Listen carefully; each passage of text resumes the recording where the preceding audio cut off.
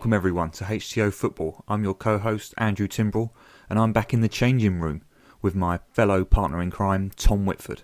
No guest today, Tom. Feeling a bit lonely? That's a good question, I guess. No, I think, look, bread and butter, we're always going to have big guests on. I think that's the bit that you and I enjoy the most, ultimately, is to get the guests on. But equally, we do know that there's some nice terrace and pub debates amongst friends, and we want to cover those in the Changing Room series. And we had sort of Thierry Henry's best goals, and today's the best title Premier League run-ins. We do have to clarify that it is the Premier League title run-ins. As Arsenal fans, 89 would probably be right at the top of the list if you're going delving a bit further back in the annals. But we're looking at Premier League title run-ins, and I think there's some really good ones to debate today, isn't there? Yeah, definitely. I mean, the three that we shortlisted on our Twitter poll. We'll talk about maybe some notable absentees. Maybe we could get those out of the way now, actually, and then we can go straight into the three that we've looked at. So there's a couple of ones that obviously came up in discussion on Twitter that we left out. The 94-95. I mean, obviously Blackburn going on to win the league title with an incredible final day. I was watching there's a clip the other day that came up on BT Sport, and they had an interview with I think it was Andy Cole, Robbie Fowler, Sutton, and Harry Redknapp, who was obviously the West Ham manager that day. And they showed some of Andy Cole's misses in the last minute against West Ham. It was just like Harry was saying they absolutely battered us that last half because they equalised just after half time. And Andy Cole misses some sitters are probably a bit harsh, but two great chances, and that obviously the title would have ended up at Old Trafford yet again if they had gone in.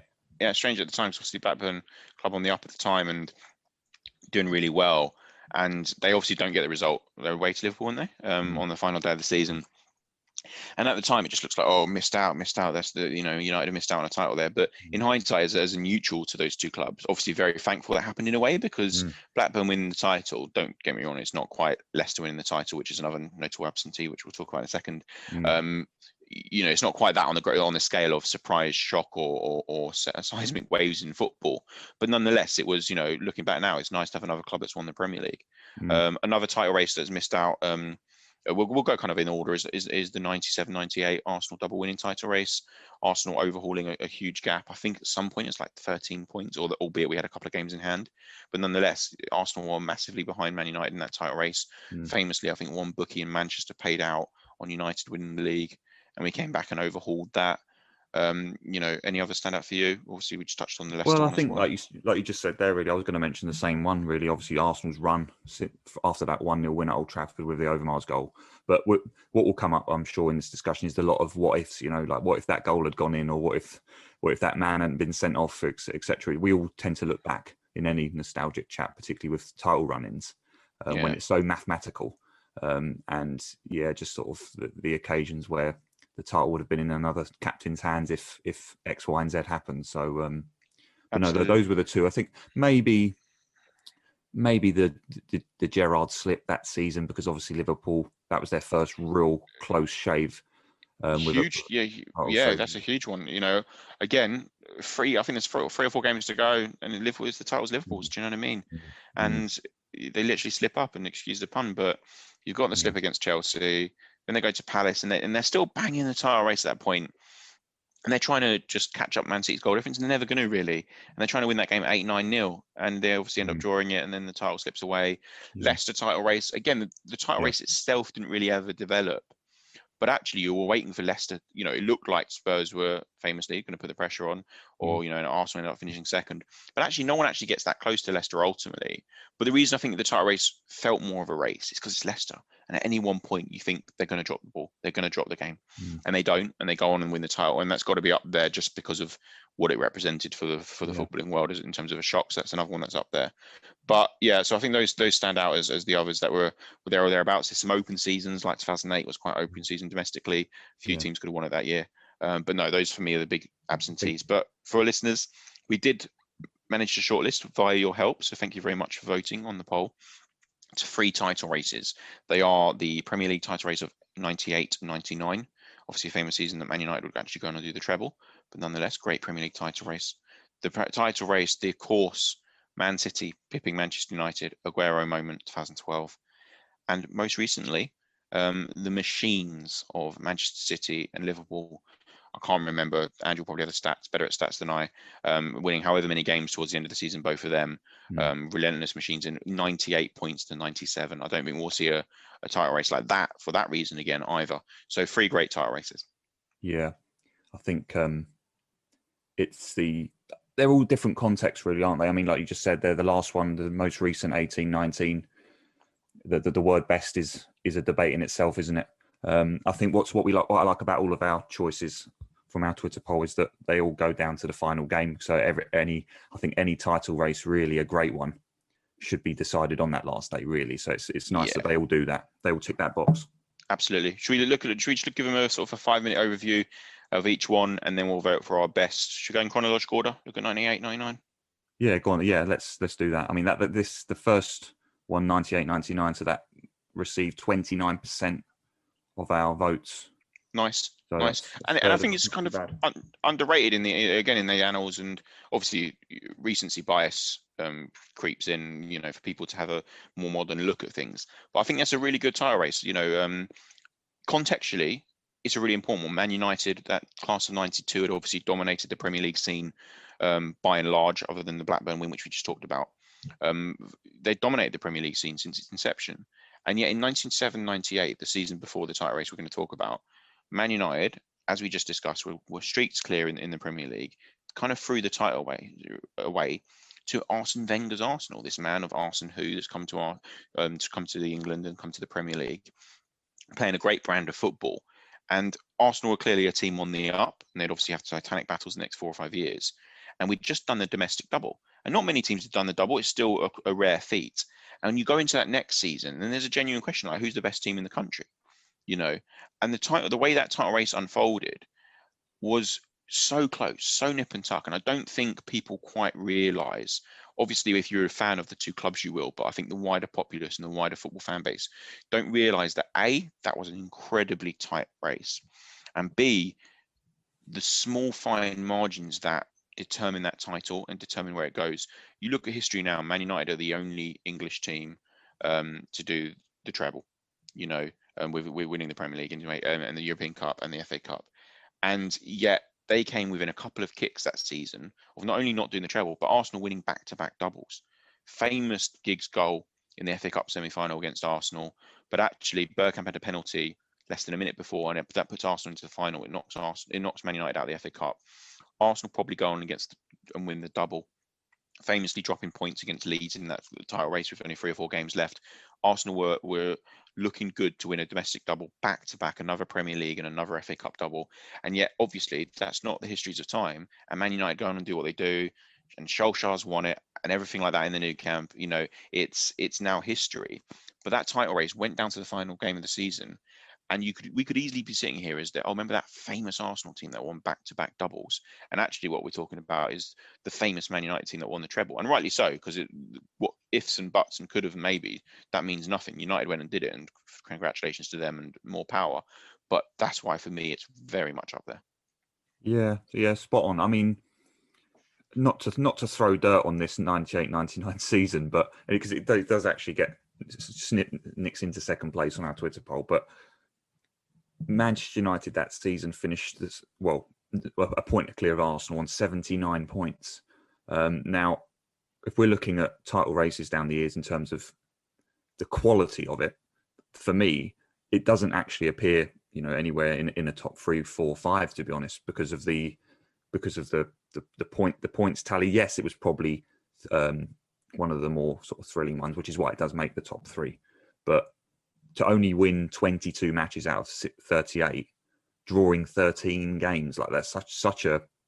No, you're right. You wouldn't get anywhere near a league title at the moment, would you, with the way City and Liverpool raised the bar? But again, because it's a discussion of the title race, then yeah, I mean, the Nelson Vivas, obviously the mistake at Ellen Road. If that doesn't happen, Arsenal go on to. I mean, and also talking about the final day as well, like Les Ferdinand put Spurs in front. Yeah. And every Arsenal fan sitting there like rubbing their eyes. Really, are they actually going to do this? I was at Highbury that day, and we were playing Aston Villa, and obviously people listening on the radio at the time without sort of smartphones, and we, ultimately Spurs against Man United on the last day of the season, which slightly dampens it for me this title race, because Spurs aren't going to let Man United.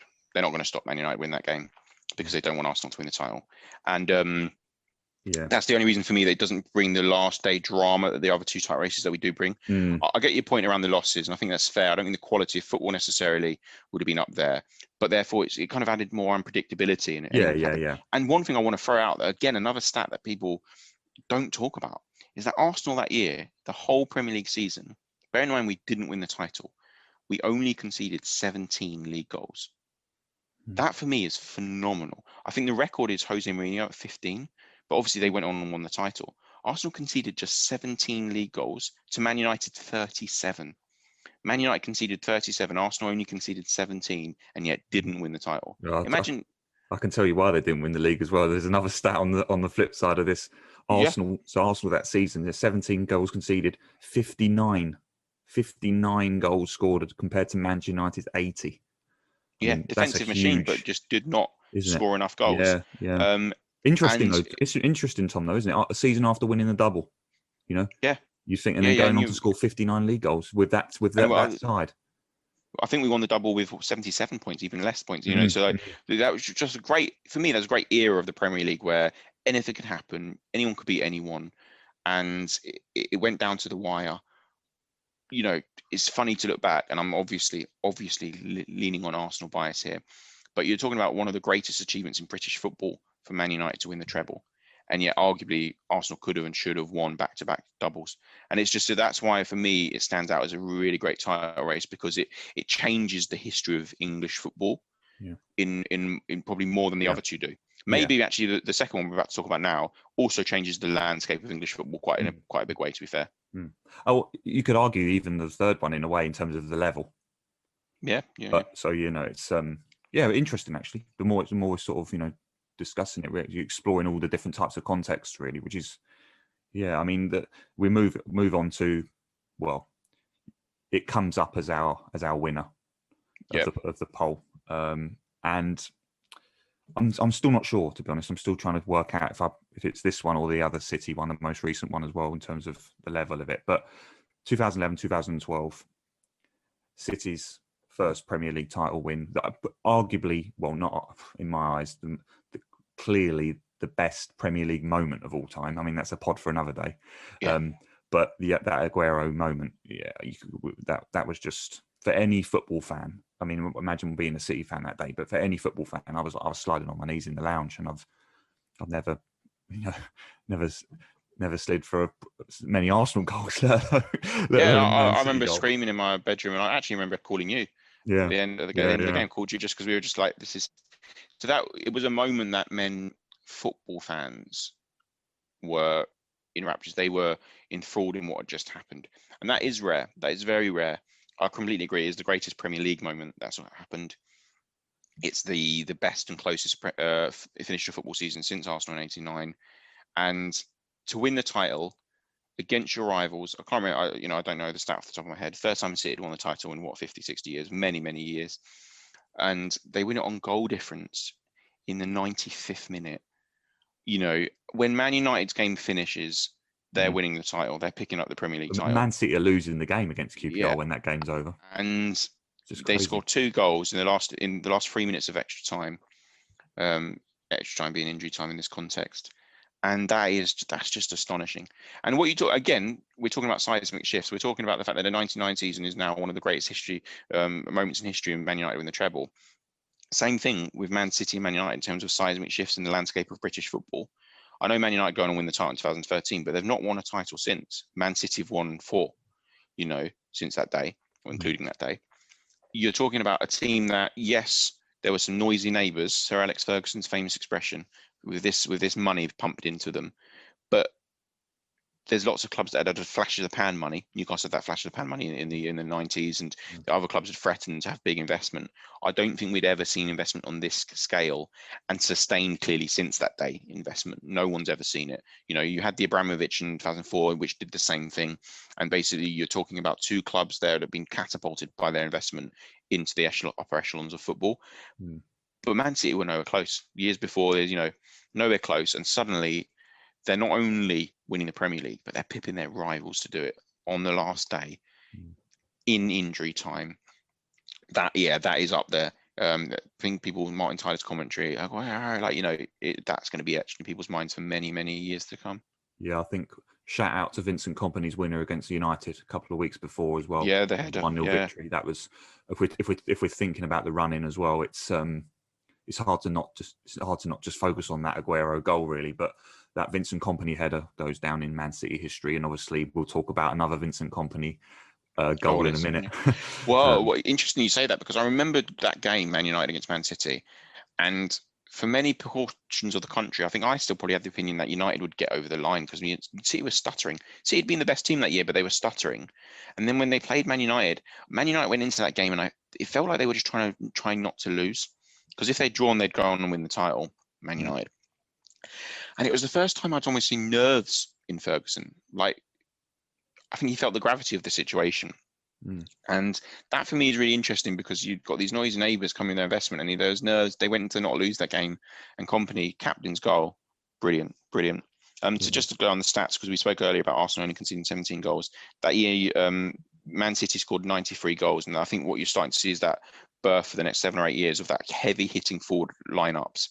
They did concede 29, but they obviously won the title. Yeah. Oh yeah, and that smoothly moves us on to the final pick, which actually came, I think, third in our Twitter poll, this one. But yeah, and I'd agree with third. But yeah. I'm still tossing up. But I know you and I are voting at the end of the call for our favourite. But I'm still tossing up with the other two. I think what we see here is the end product, I guess, of what you were alluding to a minute ago in terms of the level starting to rise. If you look at the 98-99 season, I think Arsenal and United finished that season winning 22 matches. In 2011-2012, Man City and Man United finished the season winning 28 matches. And what we saw in 2019, I think, was roughly 32 and 30, I think, respectively. I mean, there's no doubt about it in my mind that in the last 10 years or so, we've seen the attacking football in the Premier League reach new heights compared to what we'd seen previously. I mean, yes, there's great strikers over the years. We've got people like Alan Shearer, Cole, Sheringham, Fowler, but in my mind, it's a completely different level. And we saw the result of that in the 18-19 season when Pep comes off a title of 100 points, and to do that again, winning the league with 98 points, winning their last 14 matches. I mean, it's scary numbers. Liverpool, to be fair, finished with a measly 9 consecutive wins, which wasn't too bad, to be fair, but outstanding. Relentless. And I think, we're actually seeing the Premier League become much more competitive again this year, but there was a couple of years there where the two there was so far clear of anyone else. And the point you raise about the Man City points totals in those 2 seasons is phenomenal. 198 points across just 2 seasons. We spoke earlier at the beginning of the call about the 97-98 season, 98-99, where the titles were won with 77 and 78. What's that together? 150 odd? You're talking about like 48 points difference. That's huge. That's like having half the season off, more than half the season, And so, the points totals were relentless. The football was relentless. Every week, people thought, they could slip up here, and neither of them did. 2 titans going at it. In terms of like 2 gladiators every week, it's probably the best, like you said, the best title race that's ever been, because just like every week we had these 2 phenomenal football clubs winning football matches. The only slight thing for me that just drags it below the other 2 is that they both just never lost. And it was kind of like, so there wasn't this moment of jeopardy or this moment of, roller coasterness which clearly isn't even a word, but that kind of up and downness of like, it is now. There was never that moment. They both just kept on winning. And like you referenced a minute ago, that game against Leicester for Man City, from nowhere, Leicester were looking resolute. I can't remember what minute it scored in. It's about 15 minutes left, I think, something like that. So it wasn't like 76, 77 minutes. Getting to the squeaky bum time, wasn't it? Completely squeaky bum time. They didn't really look like conceding Leicester. No. And you've got a centre-back there who, one of the best centre-backs the Premier League's seen, but nonetheless a centre-back that's getting towards the end of his career, certainly his Premier League career. But captain fantastic, picking the ball up.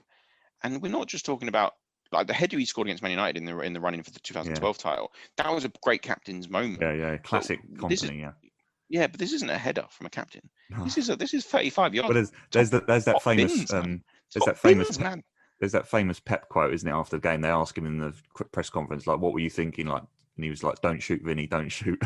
Yeah, well, I think Vinny afterwards as well. He was like, he'd heard other players saying, "Don't shoot, don't shoot," and he's like, "Hey, I've not come in this effing far in my career to have you young guns tell me not what to do." And he pings it, and it's literally top bins. It's unbelievable goal. So that's probably the moment that stands out in that title race in terms of defining. Once they've won that, you're just like, they're not going to lose the game now. You mentioned, you mentioned the Vivas like mistake earlier. Yeah. I mean, that was something that wasn't a what if. I mean, that's a what if it didn't happen for as an Arsenal fan. But one of the massive what ifs in this game as well is I think it's only about 3 or 4 minutes left, and Iheanacho, the irony, like conveniently against Man City, misses an absolute great chance. Like with about 3 or 4 minutes left, the ball drops to him. And I don't know how he puts it wide. It's like just slot it home past Ederson, and then that's a draw. And then Liverpool go on to win the league title. Like that was they do. Well, we spoke earlier about the fallibility of these moments, and those 2 seasons, both the 100-point season and the 98-point season, out of 38 games, Manchester City won 32. That's astonishing. 38 games and you win 32 of them. Every week turning up winning. That's it's like Arsenal's invincible season. So never turn up and be bested, or never turn up and have a bad day, is for me phenomenal. And they obviously lost a couple of games in the seasons we're talking about, but to turn up on 38 match days and win 32 of them, that's incredible. Oh yeah, Liverpool the unluckiest runners up of all time. I mean, with those City stats there as well. I mean, this is a tribute to that City side. They only drew 2 games that season. Yeah. I mean, that goes to show that it was they Liverpool only lost 1. Imagine only losing 1 game all season and not winning the title. Yeah. That's gutting. Do you know what I mean? You got City, you got Chelsea in 3rd place, 25 points behind Liverpool. Yeah, they separated themselves and they ran away. So yeah, phenomenal campaign with 2 Titans. And I think what I really like about the 3 selections from our Twitter fans is that they are very different. So in 99, you've got the seismic shift in football and one of the greatest achievements ever by a British team, which actually could have been very, very different. Man United win the treble, that could have gone a different way. You have the noisy neighbours with the greatest Premier League moment, goal difference, the tightest win that we're talking about. The others have been won on points. This was won on goal difference. First title in however many decades. And then you've got this 3rd one, which is a 1-point win, but by these 2 relentless teams, it just kept winning machines. And 3 very different title races. And I think what's been great is they show the sort of the variety that Premier League football's dished up for us. For me, it's definitely a toss-up between the 99 and the 2012 season. Just from a pure spectacle as a fan, although I was watching excellence in the 2019 run-in, they were both just winning. And for me, that just, as a neutral, it slightly, and it's hair's breadth, slightly takes away from that title race, and the fact that if both of them had lost a game in that run-in or something like that, and it would basically swung one way or the other, would have made it that title race. It wasn't the most dramatic of title races, was it? Because every week it was just like 3 points, 3 points, won again. 3 points. Yeah, they've won again. Yeah, and it was astounding, and to be honest, not dramatic. And to be honest, Tom, this is where I'm sort of I'm still confused. We're closing in. I know we've got to get this in writing now, so let's do it. But if we just check the Twitter poll before we do our own, we've got 3rd place 2018, 2019 with 18% of the votes. That's 1-8. And then we've got runner-up 1998, 99 season, 29%, and quite convincingly with 54%. I think this is maybe some City fans and some Aguero fans in with the votes here for the 11-12 season. So do we agree or not? What are you going for in 3rd place? 3rd place, I'm going for 2019. 2 phenomenal teams. I don't think we'll ever see a title race like that where you get 98 points and 97 points again. No chance. Absolutely no chance. You'll never get 2 teams scoring that many points. But it's 3rd for me for the simple reason that they were so relentless and so good that it was just, I don't want to say boring, but it was slightly anticlimactic because it wasn't dramatic. So that's in 3rd. What about you? Yeah, I'm going to be boring here, and I'm going to agree. Actually, your argument has convinced me. I think the lack of drama. It's a lack of drama for me. If we're going for title races, but then it's hard because, 14 wins, they had to win 14 games in a row. Yeah. But yeah. Let's go for that as 3rd place. For me, the only thing I'll go for number one because obviously it tells me what I'm telling you. The only reason that I'm going to agree with our Twitter populace is because I want them to listen to the pod. No, the reason I'm going to agree with our Twitter populace is because although the 99 season changed football more than any season we've had in the UK and the Premier League in the last 30 years of the Premier League season, with Man United winning the treble, and it was more up and down. There was more dramatic moments for me, but that final day thing that you talked about, the final day drama, a title race should finish on the final day. All these 3 title races today we have discussed have finished on the final day, but Man United played Spurs on that day, and Spurs weren't going to let Arsenal win the title. Manchester City's title win in 2012 required them to score 2 goals in the last 3 minutes of injury time, and they did it. Yes, it was against the QPR team that was in danger of going down, but my God, a title race didn't just go to the final day of the season. Therefore, it went to the final minute of the football season. Again, for the first time since 1989, it had gone to the final minute of the football season. And for me, that's why I have to agree with the Twitter populace.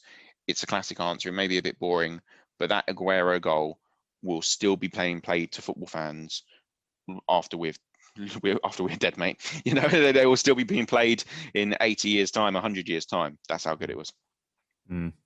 Yeah, I think it's all those things in one, really. City, obviously, to such a long wait for the league title as well. And City they weren't really in control of that title race, even though you felt like they should be, because of their lack of experience. Bless them. I think every game was so nervy. I remember they went to St James's Park. I think Yaya got a goal fairly late on to seal it. I agree, and hopefully it keeps the listeners coming. Yeah. But no, I think it's the right. I think it's the right. winning. I think it's the right. It's the right title race to win it. Yeah. And 54% of people agreed, and you can't go wrong with that. 3 brilliant title races that displayed all of the diversity of the league in terms of the great teams, shocking mistakes, seismic moments that changed football. 3 brilliant title races. So my name's James. I'm from Warwickshire, and I built a football card game called Five-a-side. Something that I wanted to do for a little while, actually, but I think lockdown has helped accelerate it just because of the time that I've had to contribute towards it. So it's a 2 to 4 player card game. It's designed to be lightweight in terms of strategy and ease of play. Takes about 10 minutes to play, but you can configure that based on how many goals you want to play to. And the aim of the game is you try and build your best five-a-side team, but the referee cards are designed to make that a bit trickier.